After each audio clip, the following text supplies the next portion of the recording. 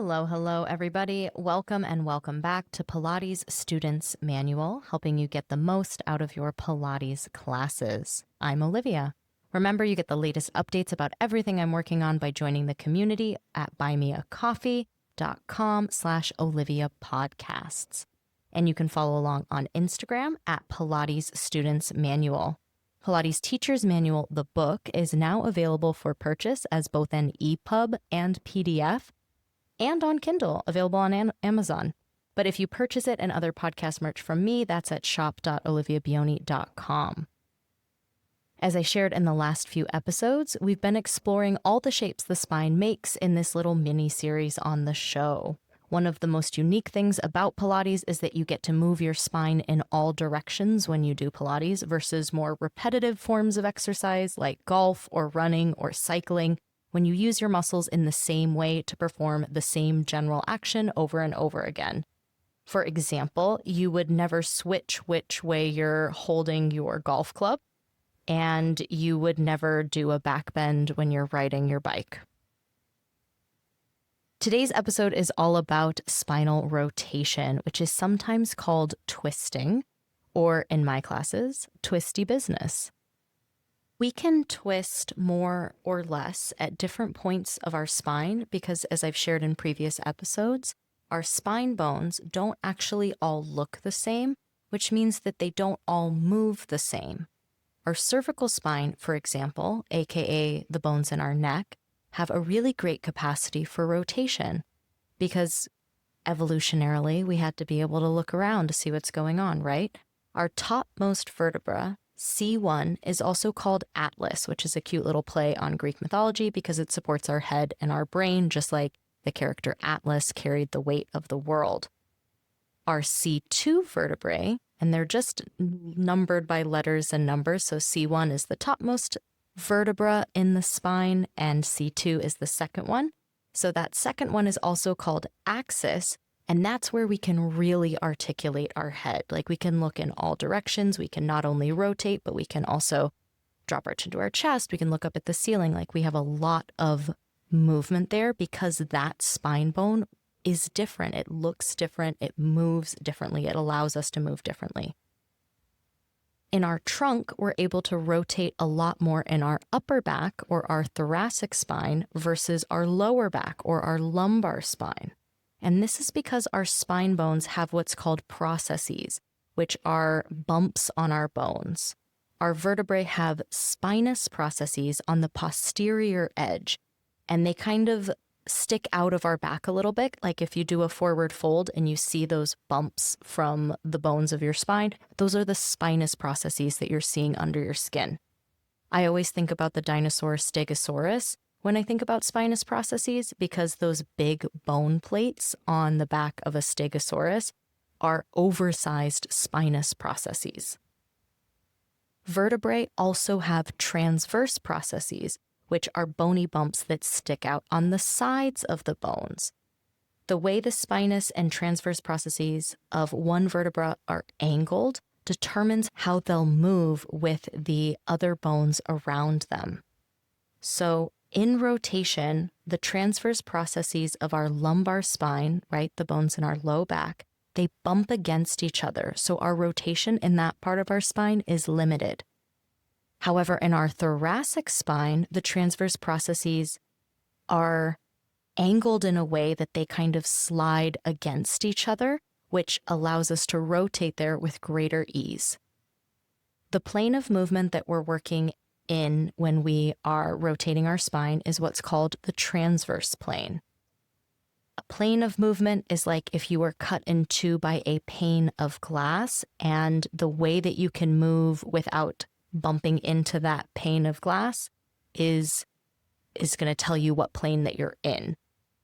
So for rotation, we're cut in a plane that's perpendicular to our spine, like separating our top half and our bottom halves, like that magic trick that cuts a woman in half. That's the way the transverse plane goes. We can only rotate in the transverse plane. We can't bend forward or backwards or sideways without bumping into that pane of glass, but we can rotate in alignment with it. Spinal rotation shows up in our Pilates repertoire in one leg circle, depending on how you do it: crisscross, corkscrew, saw, spine twist, and hip twist. The reason I included one leg circle is because there are a few different interpretations of it. If you draw a tiny circle with your leg in one leg circle, your trunk and shoulders stay still on the mat and your hips don't move, so your spine isn't twisting. But if you draw a really big one leg circle where your hips move as you draw the circle, like when your leg comes across, the hip lifts. When you come down and over to the other side, the opposite hip lifts, right? There's a little swiveling action. Your shoulders are still, but your spine rotates. So if you're drawing a big circle where your hips move, then you are in fact rotating the spine. On the reformer, we also see spinal rotation in stomach massage, in that twist variation, in snake and twist, in corkscrew, and in the short box series in the exercise twist. The muscles that are primarily responsible for rotating the trunk are muscles that are in the front, back, and sides of our body. And that makes sense because rotation is happening involving our front, back, and sides of our body. The muscles are primarily our internal and external obliques, but secondarily our rectus abdominis, our transversus abdominis, latissimus dorsi, multifidus, and our deep spinal muscles called the rotatories. I'm going to go ahead and apologize right now for my pronunciation of muscles because these are all words that I've read in books, but I don't always hear people talking about. I'm hoping they're called the rotatories, but they're these cute little spine muscles that run up the length of our spine. They only cross like one vertebrae at a time, so they have a very limited ability to like affect change because they're so small, but they're like primarily spinal stabilizers because they're so small. They can't like do really big movements, but because we're moving the spine and they're attached to our spine, they're also going to move a little bit too. So that's a lot of muscles involved in doing an action. And thank goodness we don't have to know the names of the muscles performing an action to do the action, or we would all be out of luck. But let's look at where each of these muscles kind of exist in our body, and then we can see how they're involved in rotation. So the external obliques are large muscles on the sides of our body that run from our ribs, like number 5 through 12, and then kind of on the side, and then they insert or connect into like our pelvic crest. So that hip bone that kind of comes up on the side of the pelvis, they attach there. So high on our side ribs to low on our side pelvis. They are superficial, so they are closer to our skin. A little bit deeper than our external obliques are our internal obliques, and they run from our lumbar fascia, which is at our low back, right? Same as lumbar spine. So from our low back, which has this huge mass of connective tissue where lots of muscles insert into that low back space. It's called an aponeurosis. It's actually really cool if you want to Google it. But they go from there to the front of our hip bone crest. So they're going from our low back, kind of higher on the low back, and then inserting a little bit lower on the crest of the pelvis. Our rectus abdominis is our six-pack muscle. And remember, it attaches higher up in like the middle of our ribs in our front body and goes all the way down to the front of our pelvis. So again, it's a bigger muscle. It has more leverage. Our external obliques are also pretty big. And honestly, our internal obliques are pretty big too. Then we've got our transversus abdominis, which is kind of like a weight belt. If you've seen people wear a weight belt to lift heavy weights. I mean, it's a little bit lower than that. It's below our belly button and it wraps around the lowest part of our body. Those muscle fibers go horizontally. When we're vertical, they're parallel to the ground, kind of like a belt. And so you can see, okay, I can see how that could also be involved in rotation. Our latissimus muscle is our lats, often called colloquially our lats or your lats.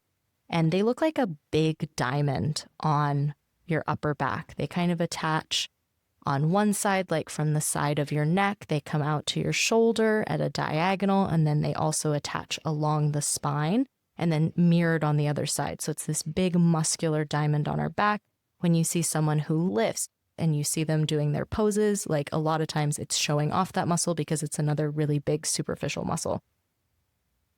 And then we've got our multifidus, which is a spinal extensor. It runs along our spine. It is bigger than our rotatoras, and it runs along the length of our spine. So again, it's our spine. We're rotating our spine. We see how something's contracting somewhere. And then I talked about the rotatoras, which they do stuff, but they don't do a lot of stuff because they're small. They are less powerful in that. As I was researching and gathering my thoughts about rotation of our trunk, a quick search said this, and I have to share it with you because this is why rotation is so hard conceptually. Very important and a good movement to do, but conceptually quite difficult. This is what the internet said. During trunk rotation, the external obliques, rectus abdominis, and multifidus muscles act contralaterally, whereas the latissimus dorsi, internal obliques, and transverse abdominis muscles act ipsilaterally. And honestly, in a nutshell, this is why people dislike anatomy. What was the internet saying in the least helpful, but accurate, but not helpful way? So let's translate. The external oblique, the rectus abdominis, and multifidus on the opposite side get shorter to rotate the spine, and the latissimus dorsi, internal oblique, and transverse abdominis on the same side get shorter to rotate the spine. I know, rotation kind of makes my brain explode too, and that's why I saved it for last, but let's keep thinking about it. The way we use our muscles to move ourselves is all about drawing the two ends of a muscle closer together. So if we visualize spine twist on the mat, you're sitting on the mat with your legs long outstretched in front of you. You have your arms out in a T. That's cute, but we're really just talking about the spine, but that's how we set up for spine twist.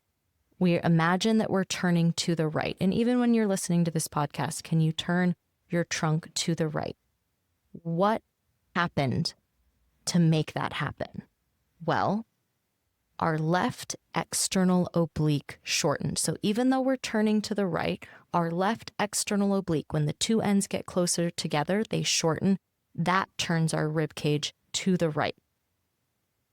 Our right internal oblique also shortens. So it's the external oblique on the left turning you to the right, the internal oblique on the right turning to the right. And no matter how many times I say that, I will still confuse myself, but it's the opposite side external oblique, same side internal oblique. And remember, your obliques are like the primary movers, but we can talk about what other muscles are doing. So at the same time, we're turning to the right. Left external oblique got shorter, right internal oblique got shorter. What else gets shorter? Our opposite side multifidus. Our multifidus that's on our left side of the spine gets shorter, and that also turns us to the right.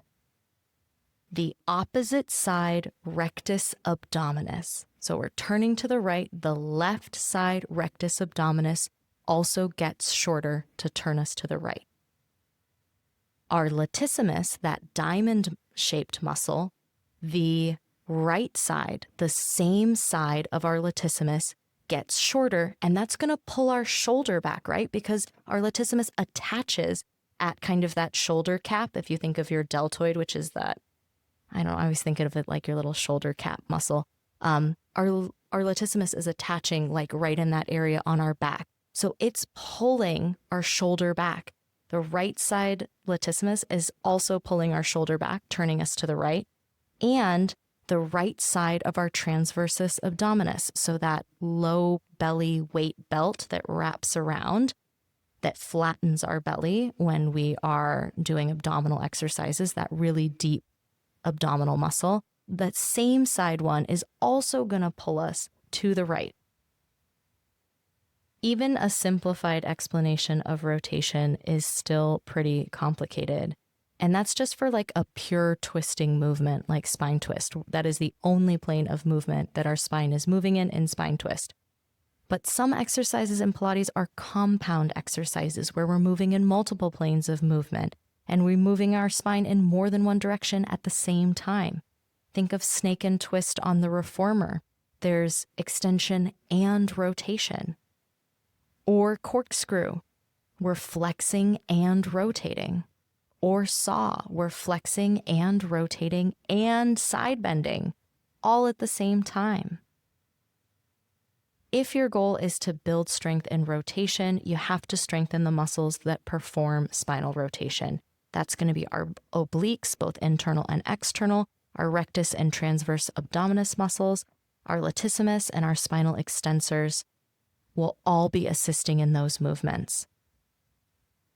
I would recommend starting with exercises where more of you is on the ground, things like spine twist or one leg circle or crisscross, where your body is mostly supported by the mat or the movement is a little bit simpler in terms of like spine twist is just a twist. Because even though corkscrew is a rotation exercise, in corkscrew you're doing the rollover, your legs are over your head and you're twisting in midair and you're rolling around. Like, it's complicated. So start with things that are a little bit more grounded to build up to things like corkscrew. The beauty of the Pilates method is that the exercises build on each other, and that's why you do crisscross and one leg circle before you get to corkscrew. Although corkscrew is still really early in the order, which is a little too early for me sometimes. And as with everything, we get better at what we practice. So practicing exercises that have rotation in them will help you to improve your rotation. Thank you so much for tuning in and learning more about the shapes that the spine makes with me. I hope you've enjoyed this series because I certainly have. I also want to say a huge thank you to everyone who has purchased my book. We just crossed the threshold of 100 copies sold, and that is so exciting. Extra special thank you, as always, to my supporters on Buy Me a Coffee. Thank you for your continued support. I am really looking forward to our coffee chats this month. I hope you have a great couple weeks, and we'll talk again soon.